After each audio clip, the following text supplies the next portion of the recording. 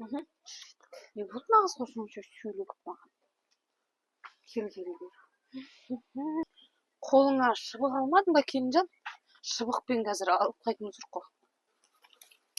Неке, келінжан? Саған күш тілеп тұрып шыбық дайындап міне. Осылай сындырып ала бересің. Ал кеттік сиырлар жағуға. Ой, міне шыбық жатыр ғой. Күшті шыбықтап алғансың ғой. Қайтар артынан. На жағынан шығайын мен. Неше аналар точно сүзбей ма? Сүзбейді, қазір сол екі сиыр ғой біздікі.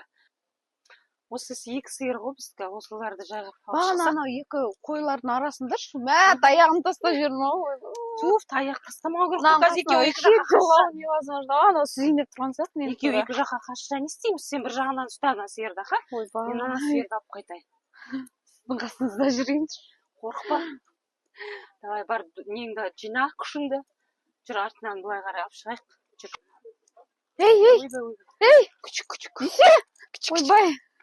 Ей, маған қарап тұрған ау. Айдаймыз ба? Айдайғы артынан. Күшік.